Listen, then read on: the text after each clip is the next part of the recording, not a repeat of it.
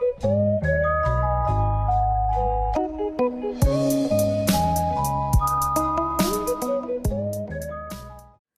guys, Tech James here. In this video I will show you guys how to update the kernel and firmware for any R4 card. This also works on any of the ACE cards because I found two really good websites which pretty much have every firmware made for every R4 card that was ever invented.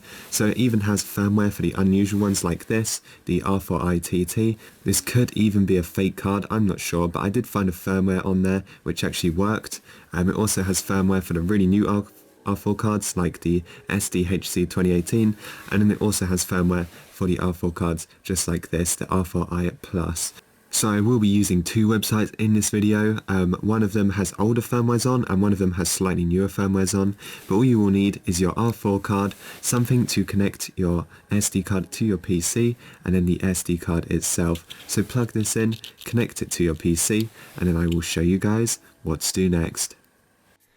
Right guys, so over on your computer, I'm just in the PC's File Explorer right now, and you can see my micro SD card is connected. So the first thing I'm going to do just to set this up correctly is format it back to default settings. So I'm going to right click, scroll down to format. Now before you format, keep in mind this will completely wipe your SD card. So if you have anything on there, documents, pictures, make sure you back them up before you format it. But capacity, just select that as normal. For file system, we're going to use FAT32. Allocation size, we're going to select default. Make sure this box is ticked, and then we're just going to click on start. Now we can just go and click on OK. And our SD card should now be formatted. So we can click on OK and close out of this. Now these are the two websites which I have in the description of this video. The first one will be R4 Wood. To find the firmwares, scroll over kernel download and it comes up with plenty of them on here. And then the second website is just r43ds.org. So this also has lots of cool firmwares on and they will all be listed down here. Now this one's quite useful because you can see the picture of your R4 card and find it. This one is still useful, but obviously it's by name, and this does actually support quite a lot of the old cards. So I have this one, the R4ITT. I've got the gold edition, but this does actually work on it as well. So you can see, and you just click download right there to get your firmwares. So there's plenty of good R4 cards on here, mostly old ones I'd say, and kind of like unique ones, but you know, they all pretty much work.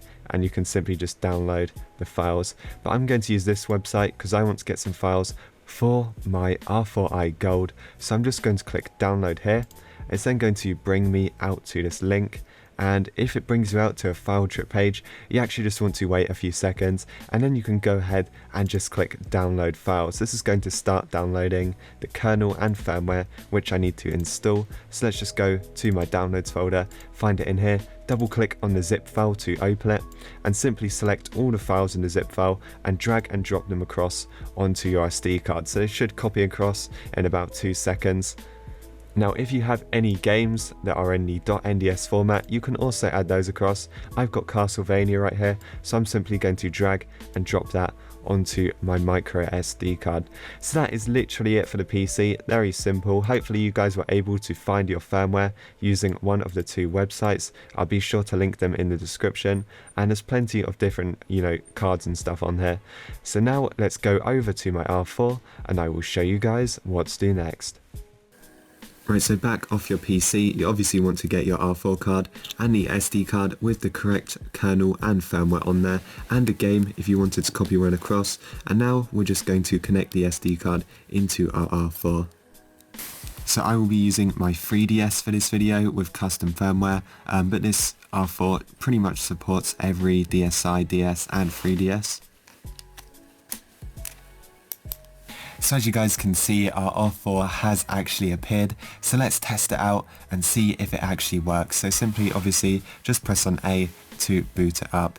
Now hopefully the firmware was correct. I'm pretty sure this was the correct version. So there you go, the firmware works, it has booted up. We should be able to select our micro SD card and find the game which I copied across. So that is pretty much it for this video. That is how you find custom firmware for unusual or pretty much just any R4 or ACE card in general.